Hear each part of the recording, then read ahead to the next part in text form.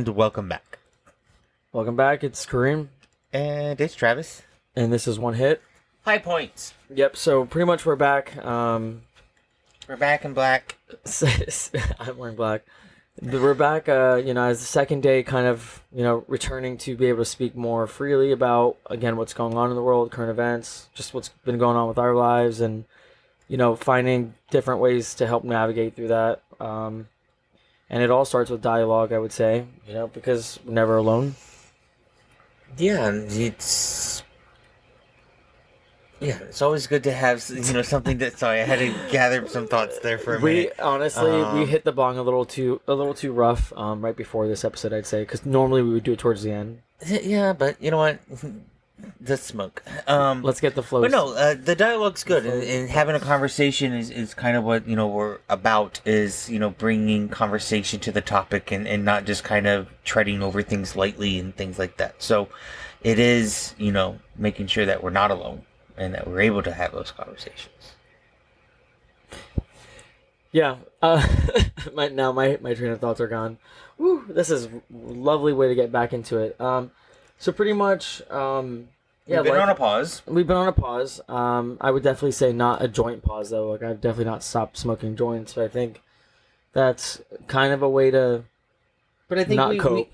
But I think there was a lot going on in the world, and there's a lot of things that, on top of what was going on in the world, just personally, we have things going on too. And I think with the combination of everything, we just had to take a pause in what we were doing. Because of those said things, with especially like with the genocide with Gaza and the crazy stuff that's going on over there, and just how the world is backwards. So yeah, nothing makes sense. Oh man, all right, sorry. Yeah, I just definitely think the world is over. That's very much apparent and present, and yeah.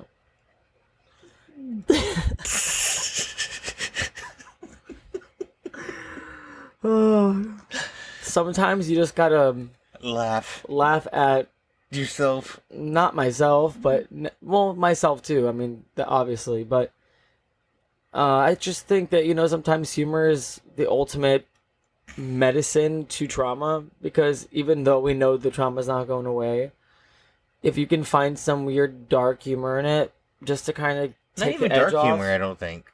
Or just some humor. I just think you remember that movie Patch Adams? No.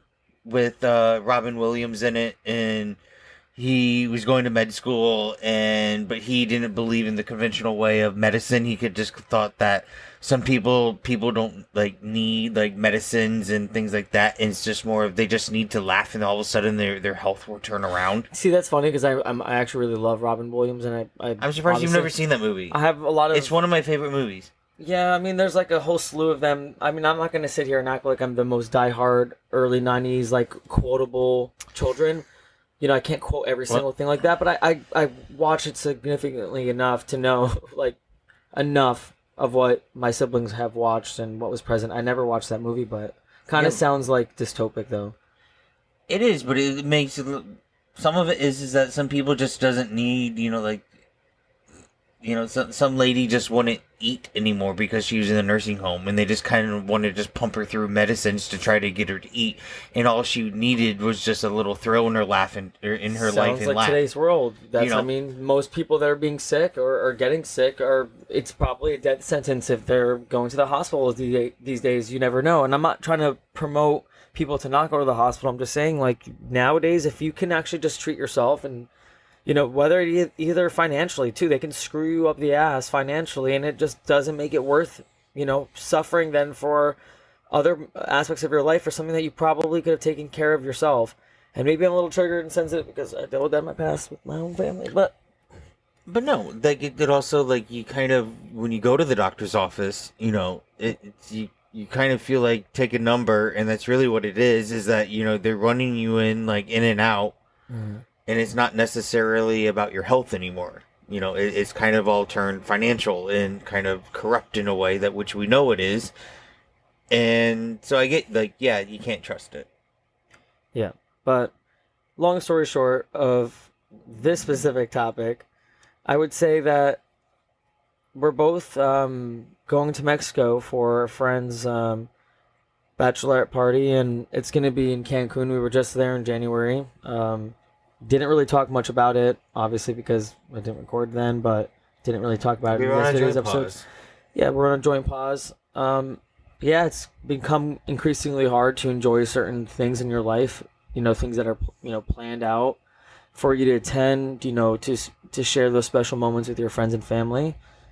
Yeah. But it becomes increasingly hard to enjoy those things and to want to document them. And let me just take a sip of this seltzer here. Yeah, Cancun is relaxing, and I'm definitely looking forward to it. Been doing a lot of travel. Yeah. I love your optimism.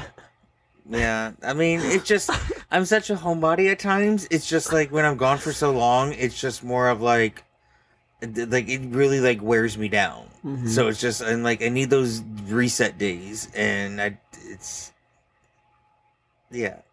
I'm over here like definitely feeling Get me out of this house. like I need days to enjoy myself and a vacation, but then it's immediately ruined with the intrusive thoughts of the harsh reality that there are people suffering, and it really genuinely sucks and steals,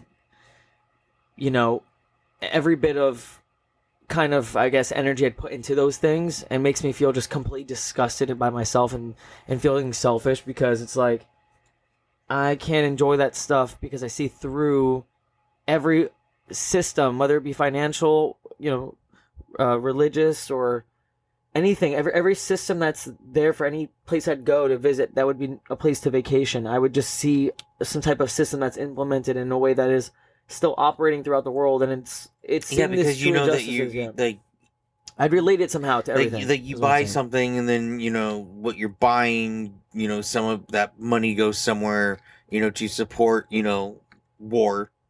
I'm just saying, everything. But everything's interconnected, is what you're saying. Everything I'd see, I'd relate it to something that would remind me of what's going on in other parts of the world where it's very blatant, versus obviously where I would probably be vacationing. Yeah, I think for it's myself all triggering. Is response. Just getting back from India. It's kind of like it put me into a different perspective, because I saw a different portion of the world that I've never have seen, and just with the level of poverty and those, and then all of a sudden I started to think of like, okay, these people are at least eating some, and then I started thinking of like making more of a correlation to, okay, they have barely nothing, and then the children and women and everyone else in Gaza has nothing.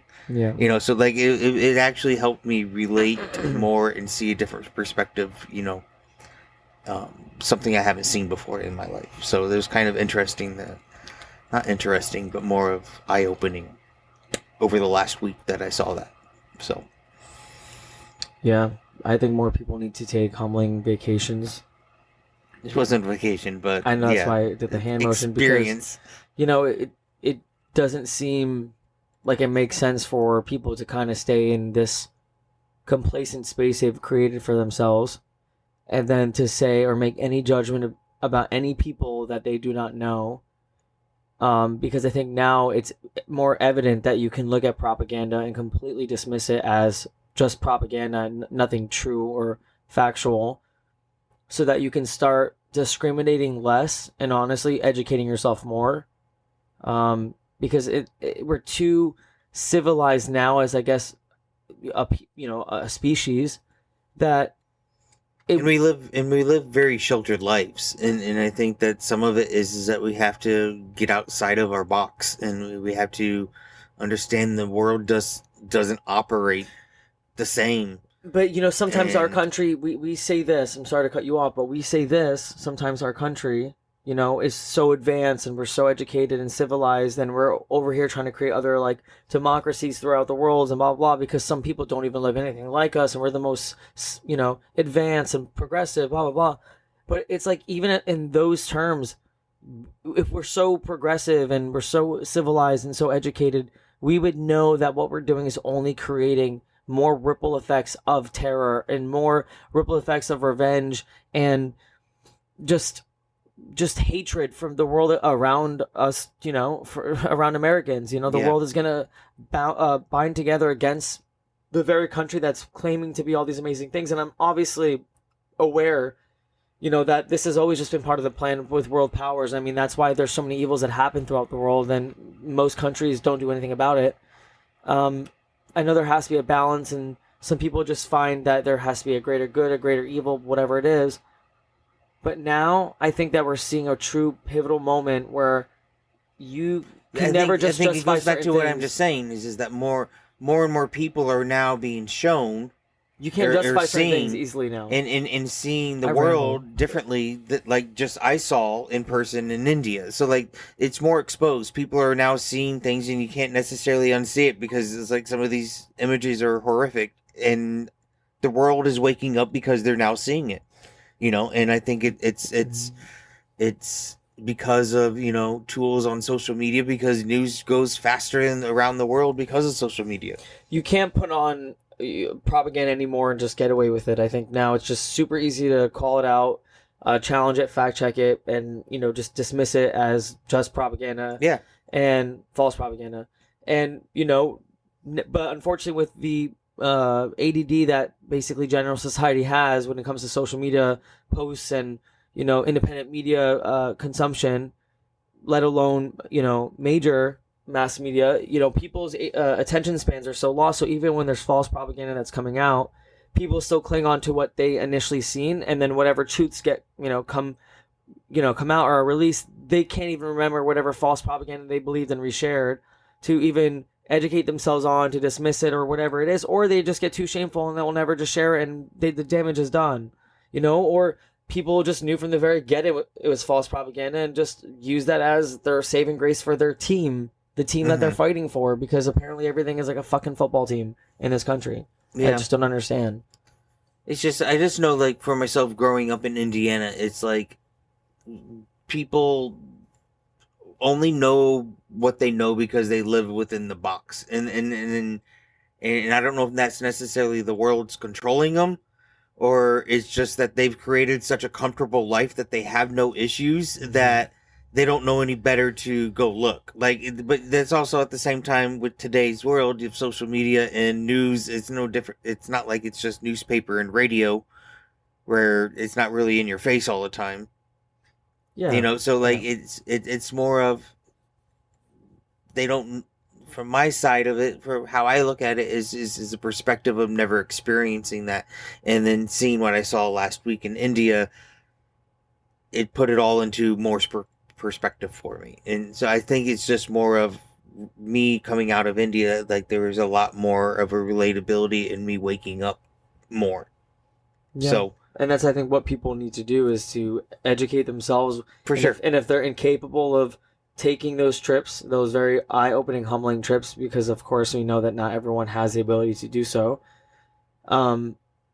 educate yourself. Just like view documentaries, like try to find your most trusted sources, and by finding those trusted sources you have to compare and contrast and find a middle ground of what seems to be the most factual, because unfortunately everything is kind of and even it's just like not on an international world scale, but just more of within your local community. Just kind of open your eyes and kind of look around. You see people in that homeless and hunger and things like that, and it's like it just sucks that you have to live a life that comes off paranoid, because like there's so much beauty in this world. There's a lot to live for in this world. There's a great view point that I've always had on the world, and that life truly is a gift, and there's things that you can feel that are just so beautiful. And even if this life was a simulation or whatever fun conspiracy theory you want to cling on to, whether that is real, because it could be, that there's a lot more to live for. But that what we said last time, the hate is destructive. It's louder. It just tends to be more present and pushed in our faces to remind us that the world is darker than it actually is. And I think what's going on with Palestine and Israel, I think, is just shock content for everyone. It's to make people feel shocked and say, look what can still happen in the modern era. You guys want to talk about how progressive you are and that we're making all these advancements in humanity? Nah, this is the reality of humanity. This is war, and this still happens, and too bad. What are you going to do about it? Now you have more content to see. for your social media. Well, guess look how traumatized we'll make you, so that murder now, rape, killings, all that stuff, for no matter where it exists in the world, will just start being normal to you. And this is what's happening in real time, and no one's challenging it, because as much as I want there to be content spread for Palestinians, of course, I'm half Palestinian through my father's side. I still want there to be people that are respecting these lives of lost Palestinians, because to see children ran over by like army tanks, and see horrific photos of them, children starving to death.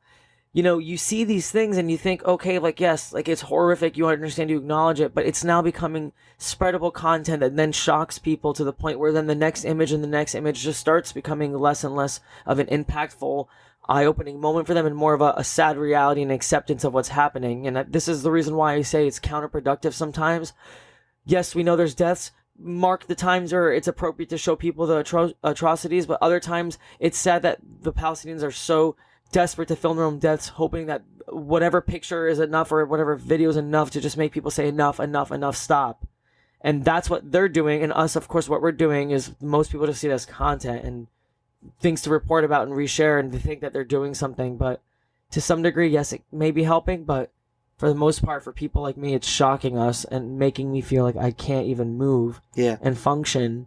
And it's I don't even know how to explain it. I just feel so distraught and shocked and traumatized. And you almost know feel that's what they helpless want, because you don't know, like, necessarily what to do besides just speak about it. And I think that's kind of what I feel sick. I feel sick to my stomach. I feel like I can't even move. Like, my entire spiritual energy is just drained from me because of something that's so loud and blatant and evil, and it just seems like that's now become normal. Like, this. I know this is the world we've always lived in, where these horrific history in the making acts happen, but to see it and to be in real time, I have to understand that if this is how it's going to be, it makes you question your faith quite a bit. It doesn't make me question. Well, I mean, I say that just in a way that too much. I mean, like, for like, if you believe in God type thing, and it's like you kind of often ask why. It's kind of like, that's more of what I'm meaning. It's just kind of questioning the nature of what's really the purpose, if this is the purpose. I've had questions that that's I've more asked. what I meant. I've had questions that I've asked, just for my own sanity, about what is right from wrong, and why are certain things allowed, and what does it all mean, and why is there such intense suffering. But sometimes I've learned, or even like, why is man so evil? Like why are we greedy? Why are we like... I always thought and wondered, and of course I'm going to probably sound ignorant because these are just my own thoughts, probably could be traced back to some teachings, or maybe not, and I'm just ignorant. But I always just felt like, because humans have been dealt such great sin, like we've sinned as in our creation, because we were proven by Satan to be imperfect beings, and that God shouldn't have cherished us the way he did. And the whole point is that humans are supposed to prove themselves, and Jesus died for our sins because he believed that humans could, have a way of life that they can aspire to through his teachings, to become the best, most elevated versions of themselves, to the point where they elevate into angels or people of heaven.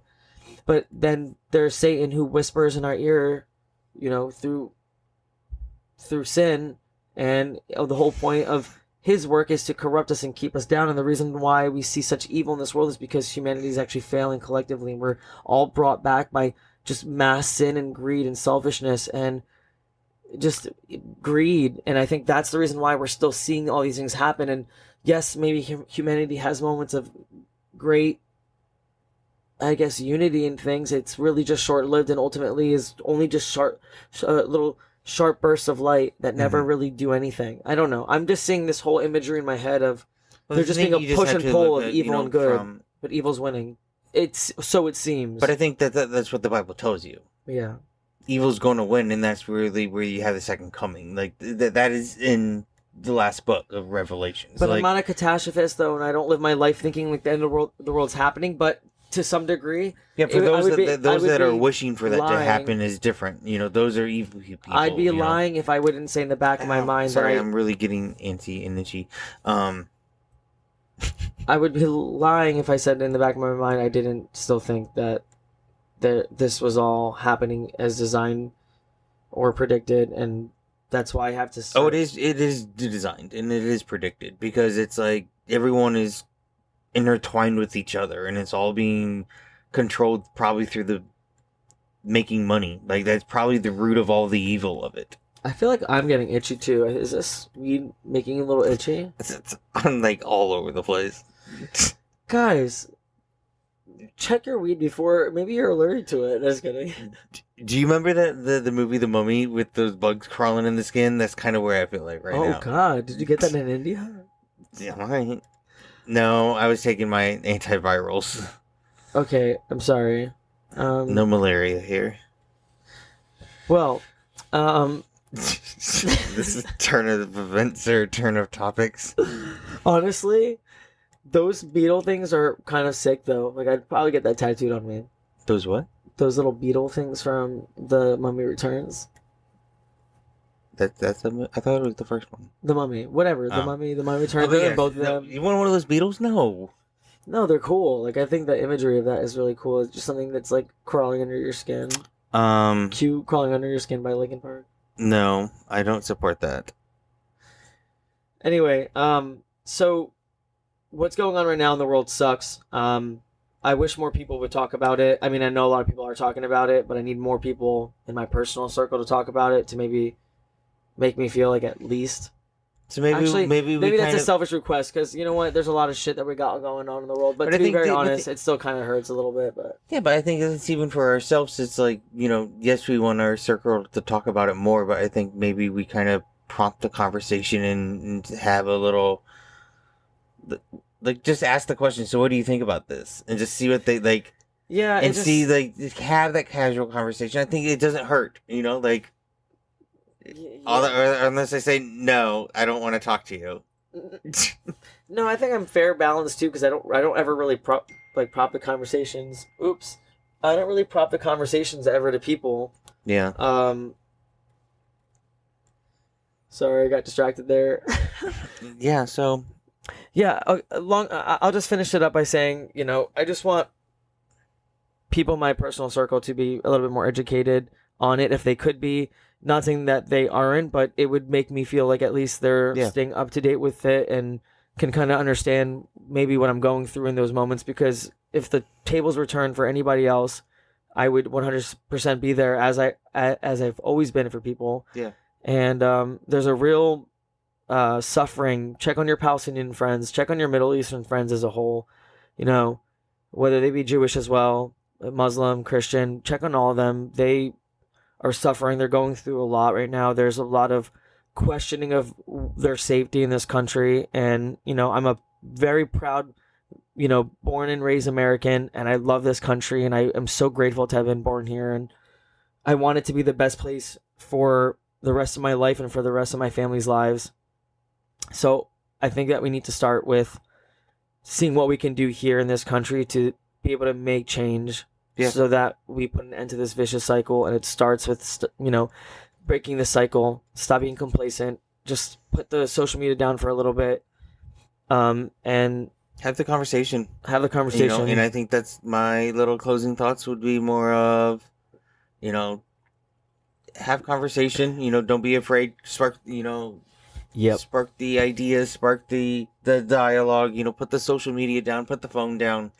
Just like you said there. As I just picked up the phone because I just saw a weird image that just popped up on my Tumblr because my finger accidentally opened up Tumblr. And also, for everyone, we all can just, remind ourselves to listen to our own advice sometimes. And on that note, take your own advice. He's looking at me. I should probably stop, torturing myself with certain images, but, here I am. Have a great night, everybody. All right. And we'll see you on the next one. Night. Bye.